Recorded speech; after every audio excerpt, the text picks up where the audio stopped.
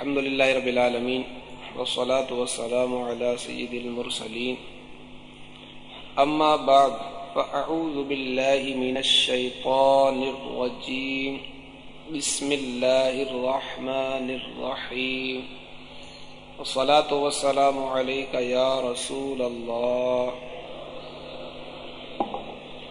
وعلى آلك وأصحابك يا حبيب الله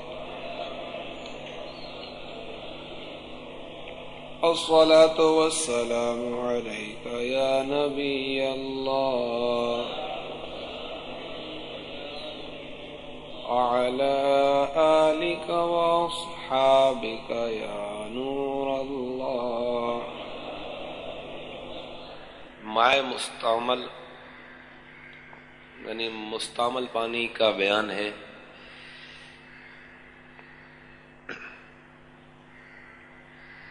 جو پانی وضو یا غسل کرنے میں بدن سے گرا وہ پاک ہے، مگر اس سے وضو اور غسل جائز طاہر ہے، مطہر نہیں ہے. پاک ہے لیکن پاک کرنے والا نہیں ہے. جس کا حکم یہ ہے کہ اس سے وضو اور غسل نہیں ہو سکتا، دیگر کاموں میں اس کو استعمال کیا جا سکتا ہے.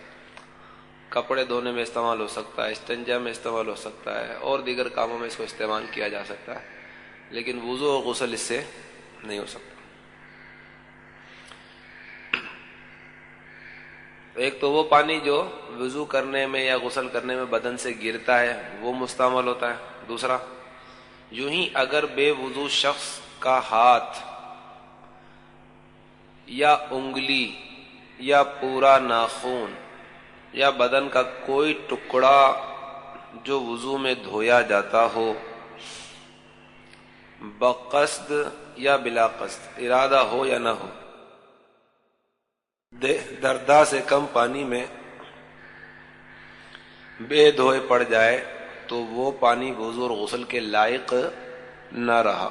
اسی طرح جس شخص پر نہانا فرض ہے، اس کے جسم کا کوئی بے دھلا حصہ پانی سے چھو جائے تو وہ پانی وضو اور غسل کے کام کا نہ رہا. اگر دھلا ہوا ہاتھ یا بدن کا کوئی حصہ پڑ جائے تو حرج نہیں، یعنی وہ پانی اب مستعمل نہیں ہوگا. تو یہاں دیکھ لیجئے مستعمل پانی کی 3 صورتیں بیان کی گئی ہیں کہ 3 صورتوں میں پانی جو ہوگا وہ کیا ہو جائے گا؟ مستعمل ہو جائے گا، استعمال شدہ ہو جائے گا. اور یہ استعمال شدہ پانی اب وضو یا غسل کے لائق نہیں ہے، اس سے وضو یا غسل نہیں ہو سکتا، دیگر کاموں میں اس کو استعمال کر سکتے. وہ 3 صورتیں یہ ہیں. پہلی صورت یہ کہ جو پانی وضو یا غسل کرتے وقت بدن سے گر گیا وہ پانی کیا کہلائے گا؟ مستعمل کہلائے گا. پاک ہے لیکن مستعمل ہے.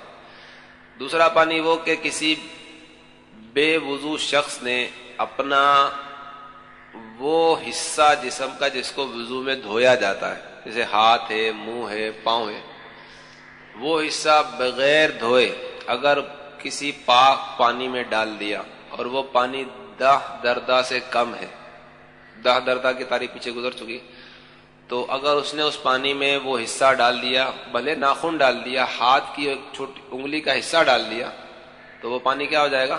مستعمل ہو جائے گا.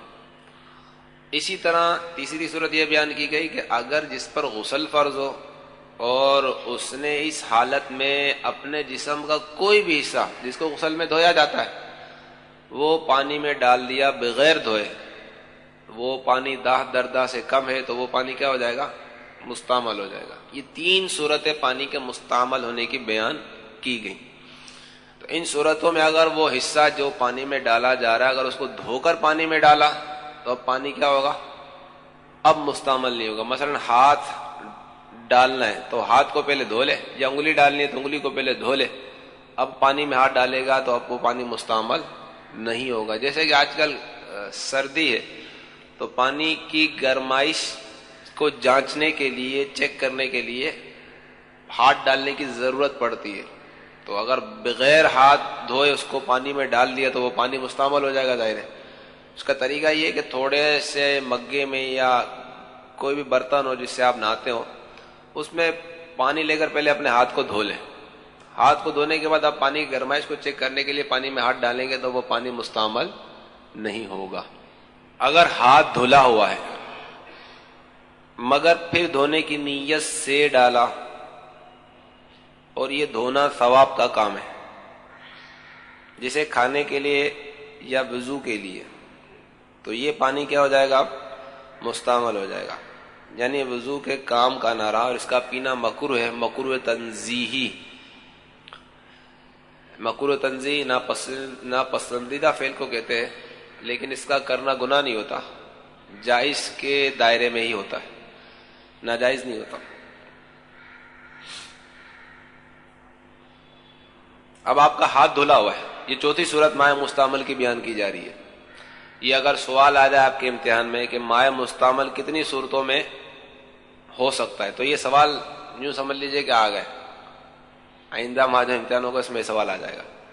تو یہ 3 صورتیں ہوں گی، چوتھی صورت یہ بیان کی جا رہی ہے کہ چوتھی صورت مائع مستعمل کی یہ ہے کہ ہاتھ دھلا ہوا ہے، ٹھیک ہے، مثلا وضو اس شخص نے کر لیا ہے یا اس نے صرف ہاتھ ہی دھویا تھا، اب پانی میں دوبارہ ہاتھ ڈالنے کی نوبت آئی تو اب یہ دیکھا جائے گا کہ یہ ہاتھ جو دھلا ہوا تھا اب دوبارہ پانی میں ڈالا جا رہا ہے، تو اب کیا مقصد ہے؟ اگر وہ مقصد نیک کام کے لیے ہے، اگر وہ ہاتھ دھونا نیک کام کے لیے ہے تو اب پانی میں ہاتھ ڈالنا بھی پانی کو کیا کر دے گا؟ مستعمل کر دے گا. مثلا کھانے سے پہلے جو ہاتھ دھویا جاتا ہے یہ سنت ہے، اور سنت پر ظاہر ثواب ملتا ہے، نیک کام ہے یہ.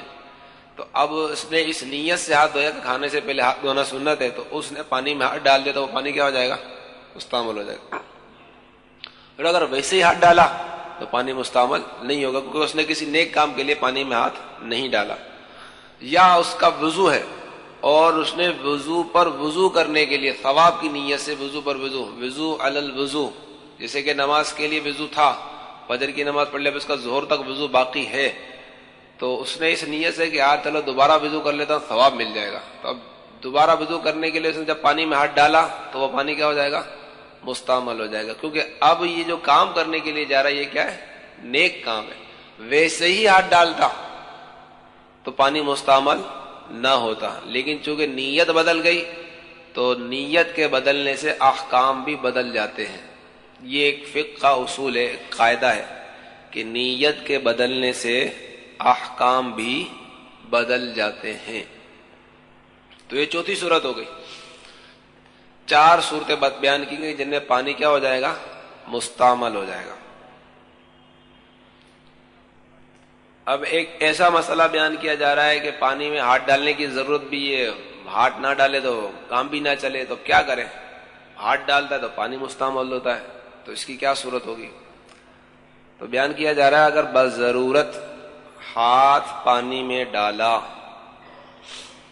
جیسے بڑے برتن میں ہے کہ اسے جھکا نہیں سکتا، پانی کا برتن ہے اور بہت بڑا ہے، اب اس کو جھکا نہیں سکتا. چھوٹی سی بالٹی ہو تو چلو اس کو جھکا کر تھوڑا سا پانی اپنے ہاتھ میں لے لیتا، ہاتھ کو دھو لیتا، لیکن اب وہ بالٹی تو بہت بڑی ہے یا برتن بہت بڑا ہے، اس کو جھکا نہیں سکتا.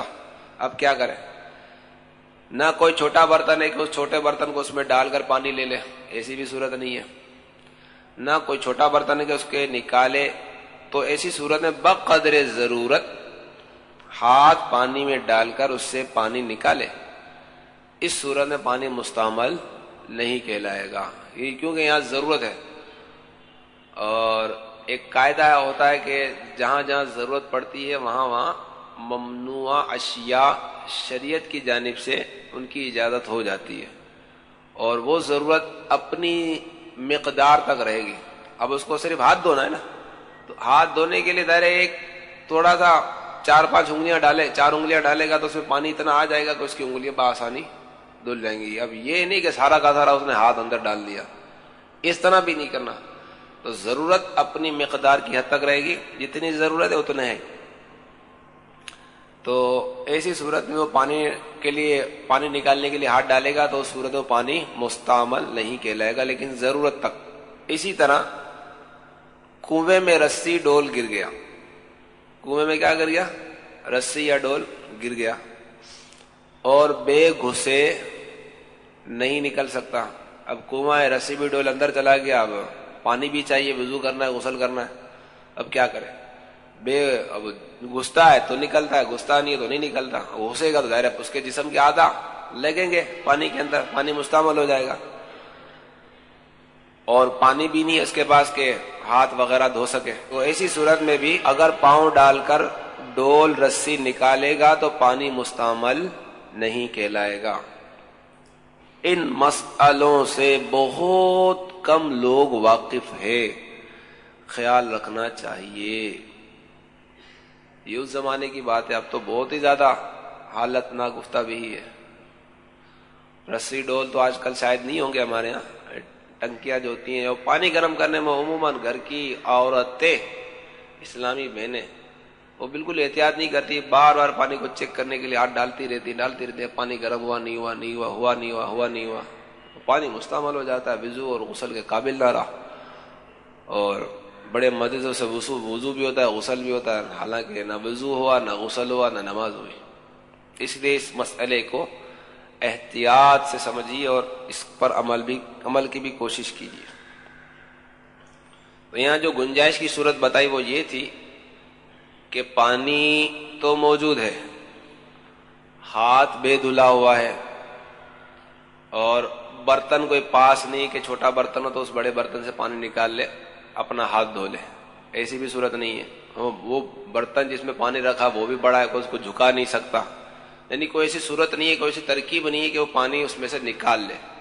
تو ایسی صورت میں شریعت نے اجازت دی ہے کہ تھوڑا پانی اس میں سے نکالنے کے لیے ہاتھ ڈال سکتا ہے, بقدر ضرورت پانی نکال لے اور اپنا ہاتھ دھو کر پھر اپنی ترکیب بنائے. اسی طرح اگر کسی ایسی جگہ پہنچا جہاں کنواں ہے, رسی اور ڈول اندر جا چکی ہے, اب اس کے پاس کوئی ایسا برتن نہیں ہے, کوئی ایسی رسی نہیں ہے, کوئی ایسا ذریعہ نہیں ہے کہ پانی نکالے, اور دوسرا پانی بھی موجود نہیں ہے کہ جسے وضو غسل کرے. ایسی صورت میں شریعت نے اجازت دی ہے کہ اندر جا کر گھس کر پاؤں کے ذریعے یا ہاتھ کے ذریعے, ظاہر ہے جب گھسے گا تو پہلے پاؤں ہی پڑے گا اس کا کنویں میں, تو پاؤں کے ذریعے رسی ڈول نکال لے.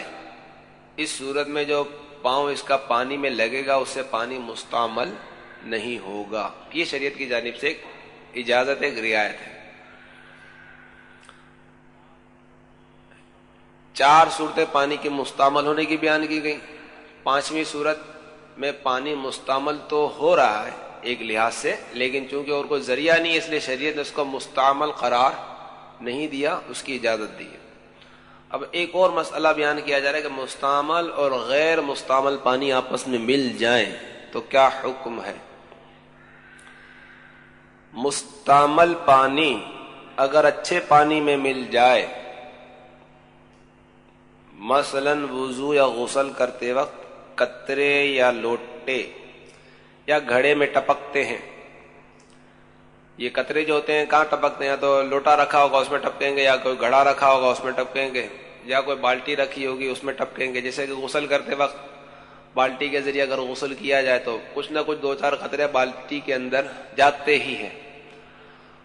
تو اس کا بیان کیا جا رہا ہے کہ مستعمل پانی اگر اچھے پانی میں مل جائے, مثلا وضو یا غسل کرتے وقت قطرے لوٹے یا گڑھے میں ٹپکتے ہیں, تو اگر اچھا پانی زیادہ ہے تو یہ وضو اور غسل کے کام کا ہے, ورنہ سب بیکار.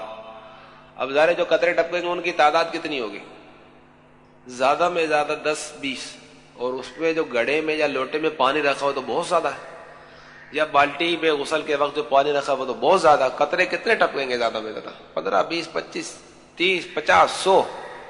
لیکن اس قطرے اور جو اندر پانی ہے اس کی مقدار آپ سمجھ جائیں کہ قطرے مل کر بھی شاید ایک آدھا گلاس بھی نہ بنے, اور اس کے اندر جو پانی ہو تو نہ جانے کتنے گلاس بن جائیں گے. تو چونکہ اس کی مقدار زیادہ ہے اور ان قطروں کی مقدار کم ہے, اس لیے وہ قطرے گرنے سے پانی مستعمل نہیں ٹھہرے گا. ایک اور رعایت کی صورت گویا کہ. اسی طرح پانی میں ہاتھ پڑ گیا, اب بے توجہ ہی رہی, صبح اٹھا تھا, غسل کی عادت تھی, خیال نہ رہا، مسئلہ تو ذہن میں تھا، پتہ نہیں تھا، فوراً غسل کرنے کے لیے جیسے باتھ روم میں گیا اور اس نے پانی کے اندر ہاتھ ڈال دیا، اوہ ہو پانی تو مستعمل ہو گیا، اب کیا کرے؟ اب اس کا حکم شریعت نے دیکھیں کتنی رعایتیں عطا فرمائی ہیں.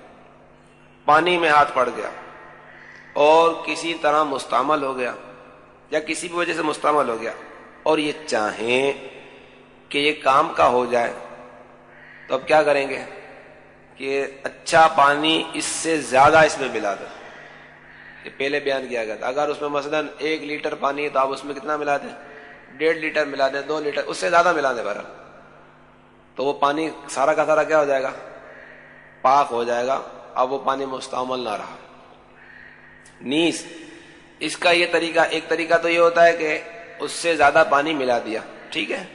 ایک طریقہ یہ بھی ہے، یہ سوال بھی آپ کے امتحان میں آئے گا، پیپر ابھی سے گویا کہ آؤٹ ہو رہا ہے. ناپاک کو پاک کرنے کا طریقہ بھی یہیں بیان کیا جا رہا ہے، ناپاک پانی کو بھی. نیز اس کا یہ طریقہ بھی ہے کہ اس میں ایک طرف سے پانی ڈالیں کہ دوسری طرف سے بہہ جائے، سب کام کا ہو جائے گا. بالٹی رکھی ہوئی ہے، اب وہ پانی کسی وجہ سے مستعمل ہو گیا بالٹی کا، آپ چاہتے ہیں کہ سارا کا سارا کام میں آ جائے، تو آپ کیا کریں گے؟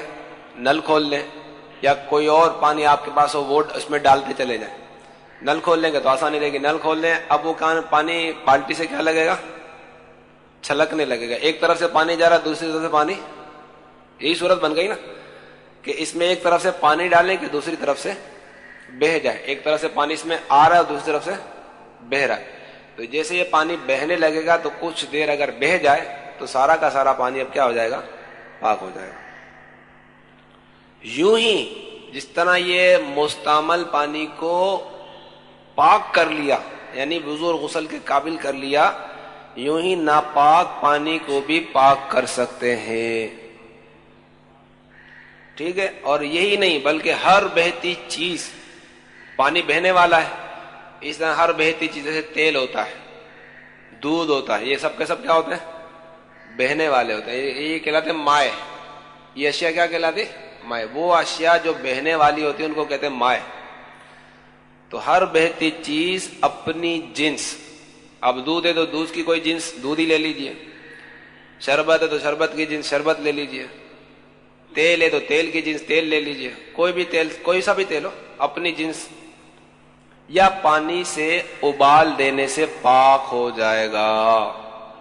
کتنا آسان طریقہ بتا دیا. اب جیسے تیل ناپاک ہو گیا، اب تیل اتنا سارا اگر ضائع کر دیں گے تو نقصان بھی ہوتا، بہت مہنگا ملتا ہے. تو اب اس کو پاک کرنے کا کیا طریقہ؟ بہت آسان طریقہ شریعت نے بیان کر دیا کہ اتنا تیل اس میں ڈالیں کہ وہ ایک طرف سے تیل ہے، دوسری طرف سے وہ کیا کرنے لگے؟ بہنے لگے.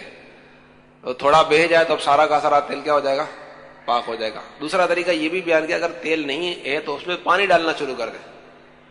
پانی ڈالتے رہیں، پانی ڈالتے رہیں، جب اس میں سے پانی چھلکنا شروع ہو جائے، تیل چھلکنا شروع ہو جائے اور تھوڑا سا چھلک جائے تو اب سارا کا سارا تیل جو ہوگا وہ کیا کر لے گا؟ پاک کر لے گا. دودھ کو بھی پاک کرنے کا طریقہ یہ کہ دودھ میں اگر کوئی نجاست پڑ کے ناپاک ہو گیا، اب اس کو پاک کرنے کا طریقہ کیا ہوگا؟ یا تو دودھ ڈالنا شروع کر دیں تاکہ ایک طرف سے بہنا شروع ہو جائے، پاک ہو جائے گا، یا اس میں پانی ڈالنا شروع کر دے، یا اس میں کوئی اور بہتی چیز ڈالنا شروع کر دے، شربت ڈالنا شروع کر دے، کوئی بھی بہتی چیز ڈالنا شروع کر دیں گے کہ وہ ایک طرف سے بہنے لگ جائے.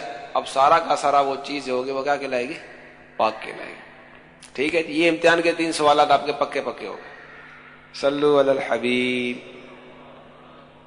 مسئلہ نمبر 28. چھوٹے چھوٹے گڑھوں میں پانی ہے اور اس میں نجاست پڑنا معلوم نہیں تو اس سے وضو جائز ہے. وہی کل والا اصول جو پرسوں جو آپ کو بتایا تھا کہ الیقین لا یزول بالشک، کہ یقین شک سے زائل نہیں ہوتا. شک آنے سے یقین نہیں چلا جاتا. تو یہاں یہ طہارت کے معاملے میں یہ اصول چلے گا. تو اگر گڑھے چھوٹے چھوٹے جائیں، مطلب یہاں تو شاید شہروں میں اتنے نہیں ہوتے ہوں گے، آپ گاؤں گوٹھوں میں جائیں تو آپ کو شاید مل جائیں گے. تو چھوٹے چھوٹے قافلوں میں سفر کریں گے تو ساری برکتیں انشاءاللہ دیکھنے کو ملیں گے. جو قافلوں میں سفر کرتا ہے نا اس کو یہ سارے مسائل بآسانی سمجھ میں آ جاتے ہیں. وہ دیکھ چکا ہوتا ہے نا، پریکٹیکل کر چکا ہوتا ہے. وہ نہیں کرتا تو ظاہر ہے پھر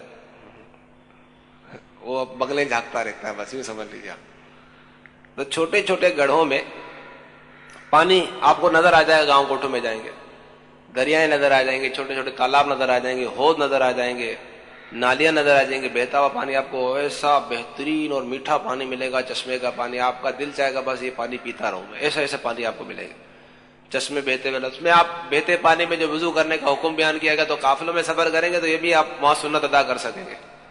یہاں شہر میں تو بہت مشکل ہے، نہیں ہوتے اس طرح کے۔ گاؤں گوٹھوں میں جائیں انشاءاللہ سب کے لیے انشاءاللہ ترکیب بن جائے گی۔ کئی سنتوں پر عمل قافلوں میں صبر کرنے کی برکت سے ہو جائے گا انشاءاللہ۔ تو چھوٹے چھوٹے گڑھوں میں پانی ہے، اب آپ قافلے میں سفر کے لیے گئے، قافلے میں سفر کر رہے ہیں اور چھوٹے گڑھے میں پانی ہے، تو اب آپ سوچ میں پڑ گئے یار اسے وضو کروں نہیں کروں، یہ تو پانی کہیں ناپاک نہ ہو، تو یہ شک جو ہوگا یہاں نہیں چلے گا جب تک کہ یقینی طور پر معلوم نہ ہو کہ پانی ناپاک ہے۔ شک سے وہ پانی کو ہم ناپاک نہیں کہیں گے، اس سے وضو اور غسل جائز ہوگا۔ نابالغ کے پانی کا حکم، نابالغ کا بھرا ہوا پانی کے شرعاً اس کی ملک ہو جائے، اسے پینا یا وضو یا غسل یا کسی اور کام میں لانا اس کے ماں باپ یا جس کا وہ نوکر ہے اس کے سوا کسی کو جائز نہیں۔ ٹھیک ہے جی، اگرچہ وہ اجازت بھی دے دے، یعنی نابالغ اجازت ہے، ٹھیک ہے جی آپ کر لو وضو، کوئی مسئلہ نہیں، مسئلہ تو ہے، مسئلہ کیوں نہیں ہے؟ ہاں اگر وضو اس نے کر لیا بالفرض تو وضو تو ہو جائے گا لیکن گناہ گار ہوگا، کیونکہ نابالغ تصرف کا شرعاً اختیار نہیں رکھتا، اپنے ولی کی اجازت کے بغیر نابالغ تصرف کا اختیار نہیں، ولی یعنی اس کا باپ ہے، سرپرست جس کو آپ سمجھ لیں، باپ نہ ہونے کی صورت میں دادا ہے، یہ نہ ہو تو چچا ہے، بڑا بھائی ہے، جو بھی قریبی مرد اس کے جو ہوتے ہیں وہ اس کے سرپرست کہلاتے ہیں، سب سے پہلے باپ کا نمبر آتا ہے۔ تو اگر وضو کسی نے کر بھی لیا، اس نے دے بھی دیا، تو وہ نابالغ کا تو خیر گناہ نہیں لکھا جائے گا، لیکن جس نے کیا اس کا گناہ ہوگا، وضو بہرحال ہو جائے گا۔ یہاں سے معلمین کو سبق لینا چاہیے، معلمین جو پڑھاتے ہیں کہ اکثر وہ نابالغ بچوں سے پانی بھروا کر اپنے کام میں لایا کرتے ہیں، اس طرح بالغ کا بھرا ہوا بغیر اجازت صرف کرنا حرام، بالغ کا سامان بھی بغیر اجازت شرعی استعمال کرنا کیا ہے؟ حرام۔ یہ اکثر امیر علیہ سنت اپنے مدنی مذاکروں میں فرماتے رہتے ہیں، خصوصاً مسجد کے چپلوں کے حوالے سے آپ نے اس طرح کے مسائل بیان کیے ہیں، تو ان مدنی مذاکروں کو آپ سنیں، انشاءاللہ مزید آپ کو مسائل وہاں سننے کو ملیں گے۔ بالغ کا سامان بھی بغیر اجازت شرعی نہیں لے سکتے۔ نجاست نے پانی کا مزہ، بو، رنگ بدل دیا تو اس کو اپنے استعمال میں لانا بھی ناجائز اور جانوروں کو پلانا بھی۔ ٹھیک ہے جی، نجاست کی وجہ سے پانی کا کیا مزہ بدل گیا، بو بدل گیا، رنگ بدل گیا، تو اب اس کو اپنے استعمال میں نہیں لا سکتے، ناجائز ہے، گناہ ہے، اور جانوروں کو پلانا بھی ناجائز ہے۔ ہاں گارے وغیرہ کے کام میں لا سکتے، مگر اس گارے مٹی کو مسجد کی دیوار وغیرہ پر صرف کرنا، مسجد کی دیوار وغیرہ میں لگانا، یہ ناجائز ہے۔ دوسرے کاموں میں آپ اس کو استعمال کر سکتے ہیں۔ اگر ہاتھ دھلا ہوا ہے مگر پھر دھونے کی نیت سے ڈالا اور یہ دھونا ثواب کا کام ہو، ہاتھ دھلا ہوا ہے، اب کھانے کی حاجت آئی، کھانا کھانا ہے، اب کھانا کھانے سے پہلے ہاتھ دھونا کیا ہے؟ سنت ہے، یہ سنت ثواب کا کام ہے، ظاہر ہے، تو آپ نے کہا چلو یار ہاتھ دھو لیتا ہوں، تو اب ہاتھ دھونے کے لیے آپ نے کسی برتن میں سے پانی نکالنے کے لیے ہاتھ ڈالا، اگرچہ کہ آپ کا ہاتھ دھلا ہوا تھا، لیکن اب یہ دوبارہ دھونا ایک ثواب کے کام کے لیے نا، کھانا کھانا جو سنت ہے اور سنت سے پہلے جو کھانے کا وضو جس کو ہم کہتے ہیں وہ کیا جاتا ہے، تو چونکہ یہ ثواب کے کام کے لیے ہاتھ دھو رہا ہے تو اس لیے اب جب جیسے پانی میں ہاتھ ڈالے گا وہ پانی کیا ہو جائے گا؟ مستعمل ہو جائے گا۔ اسی طرح اگر اس کا وضو ہے اور وضو پر وضو کر رہا ہے تو وضو پر وضو کرنا بھی ثواب کا ہوگا۔ میں ابھی ایک نماز پڑھ چکا، عصر کی نماز پڑھ چکا، دوسری نماز آگے مغرب، تو اس کا وضو برقرار ہے، اس نے سوچا یار دوسرا وضو کر لیتا ہوں ثواب مل جائے گا. دوسرا وضو کرنے کے لیے کیا پانی میں ہاتھ ڈالا، تو چونکہ یہ دوسرا وضو کرنا ثواب کا کام تھا، جیسے پانی میں ہاتھ ڈالے گا پانی کیا ہو جائے گا؟ مستعمل ہو جائے گا. اگر وہ کام ایسا ہو کہ ثواب کا کام نہ ہو، ویسے ہی وہ ہاتھ دھو رہا ہے، تو اس صورت میں پانی میں اگر دھلا ہوا ہاتھ ڈالے گا یا وضو ہونے کی صورت میں ہاتھ ڈالے گا تو پانی مستعمل نہیں ہوگا. مثلا ہاتھ پر کوئی چیز ایسی لگ گئی ہے جس کو اتارنا کوئی ثواب کا کام ہے ہی نہیں، جس کو ہٹانا کوئی ثواب کا کام ہے ہی نہیں، ویسے مٹی لگی ہے سمجھ لیجیے، اب اس نے سوچا یار مٹی لگی تو اس کو ہٹا دیتا ہوں، وضو ہے اس کا، ہاتھ دھلا ہوا ہے، تو اس نے اس ہاتھ کو پانی میں ڈالا، تو چونکہ یہ ثواب کا کام نہیں ہے اس لیے ہاتھ ڈالنے سے پانی مستعمل نہیں ہوگا. غسل فرض ہو اور پانی میں ہاتھ ڈال دیا تو پانی کیا ہو جائے گا؟ مستعمل ہو جائے گا. تو پانی مستعمل کیوں ہوا؟ ناپاک ہونا چاہیے، حالانکہ اس پر غسل فرض ہے. تو وہ پانی ناپاک اس لیے نہیں ہوگا کہ غسل فرض ہونے کی صورت پہ نجاست جو ہوتی ہے وہ حکمی کہلاتی ہے. نجاست کیا کہلاتی ہے؟ یعنی حکمن نجاست ہے، وہ سارا کا سارا بندہ گویا کہ ایسا نہیں کہ نجاست سے بھرا پڑا ہے، اس کا ہاتھ بھی پاک ہے، اس کا منہ بھی پاک ہے، اس کے سارا جسم پاک ہے. ہاں جہاں نجاست لگی ہوگی جس حصے پر وہ ناپاک ہوگا. تو اگر بالفرض اس کے ہاتھ پہ نجاست تھی اور اس نے وہ ڈال دیا تو اب پانی ناپاک ہوگا. ورنہ تو جنبی جس پر غسل فرض ہے اس کا تو پسینہ بھی پاک ہوتا ہے، اس کا پسینہ بھی ناپاک نہیں ہوتا، اس کا تھوک بھی پاک ہوتا ہے. تو یہ حکمی نجاست کہلاتی ہے. اس طرح بے وضو شخص ہے، اس کو وضو کرنا ہے تو یہ کیا ہے؟ حکمی نجاست کہلاتی ہے. نجاست نہیں کہ اس کے چہرے پر ملی پڑی ہے اس کو دھو رہا ہے، ایسا نہیں. ابالنا کا مطلب کیا ہے؟ ابالنے کا مطلب بیان کیا گیا نا جب پانی ایک طرف سے بہنے لگ جائے، ابل پڑے، تو لکھا ہے اجازت سے کروا سکتا ہے. نابالغ سے اس کے ولی کی اجازت سے کام کروایا جا سکتا ہے. ولی ابھی بتایا کہ باپ ہے، دادا ہے، چاچا ہے، کوئی بھی قریبی مرد جو اس کا کہلاتا ہے اس کا ولی بنتا ہے. ہاں بڑا بھائی بھی ولی میں آئے گئے، سارے کے سارے ولی کہلاتے ہیں. باپ، بڑا بھائی، چاچا، دادا، بھتیجا اور کزن جس کو کہتے ہیں چچے کا بیٹا، یہ سارے کے سارے کیا بنتے ہیں؟ سرپرست یعنی ولی کہلاتے ہیں. لیکن سب کے درجے ہوتے ہیں. سب سے مقدم کون ہوگا؟ باپ، پھر دادا، پھر چچا، پھر بھائی. اس طرح استاد جو پانی بھرواتا نا، جیسے یہ یوں سمجھ لیجیے جیسے فیضان مدینہ ہے، ٹھیک ہے، استاد نے اپنے شاگرد کا بیٹا وہ پانی لے آنا، تو یہ جو خدمت لی جاتی نا عموماً اس کی ممانعت نہیں ہے.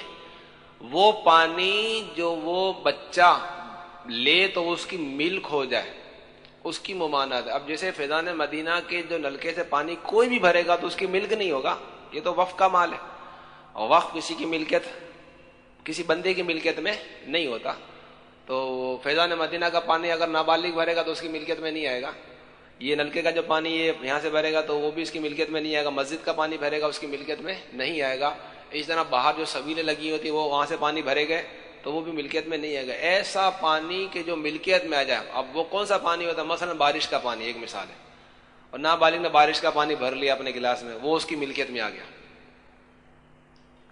وہ پانی کسی اور کو وہ دینے کا اختیار نہیں رکھتا اپنے ولی یا سرپرست کی اجازت کے بغیر. کنویں کا پانی بھی چونکہ وہ کسی کی ملکیت میں نہیں ہوتا، یعنی ان معنی پر کوئی بھی نکال لے اس کی ملکیت میں آ جائے گا. تو اگر بچے نے وہ پانی نکالا تو بچے کی ملکیت میں آ جائے گا، تو وہ بھی بچہ نہیں دے سکتا. کنواں وقف ہوتا ہے، اس کا پانی وقف نہیں ہوتا. ہاں اگر وہ کنواں کسی کی ملکیت میں، کسی نے اپنے گھر میں کنواں کھدوا کے رکھا ہے تو وہ اس کا پانی کہلائے گا. تو وہ اگر بچہ بھر بھی لے گا تو اس کا مالک نہیں بنے گا گویا کہ. یہ فرما رہے ہیں کہ جو پانی بہے یا تیل بہے ناپاک کو پاک کرنے کے لیے، تو جو بہہ رہا ہے اس کا کیا کریں؟ جو بہہ رہا ہے اس کو بہنے دیں، کیونکہ نجاست کو وہ بہا کے لے جا رہا ہے، اس کو نہیں استعمال کر سکتے. جو چیز نابالغ کی ملک میں نہ اس کو لے سکتے ہیں، اگر آپ کی ملکیت میں تو لے سکتے ہیں، ورنہ نہیں لے سکتے. یہ آپ کو عرض کیا تھا میں نے، وہ کام نہیں کروا سکتے کہ جو عرفاً معیوب ہو، یعنی جس میں بچے کو مشقت ہو. اب پانی نہیں ہے تو آپ نے بچے کو کہا نا بیٹا گھر سے پانی لیا، تو وہ خود تھوڑی لائے گا، گھر والے دیں گے نا اس کو کہ جہاں دے کے آ جا. تو وہ گویا کے سرپرست کی اجازت سے کام کر رہا ہے. یہ گویا کہ اس کو ضمن اجازت مل گئی ہے. ہاں تو وہ اجازت ہے نا گویا کہ جب ان کو کہا گیا کہ آپ نے ایک کام کرنا ہے گھر والوں نے تو وہ گویا کہ اجازت ہے, اس میں کوئی حرج ہی نہیں ہے. مستعمل پانی سے استنجا کر سکتے ہیں اسلامی بھائیوں؟ کر سکتے ہیں. یہ کسی اسلامی نے پرچی بھیجی ہے.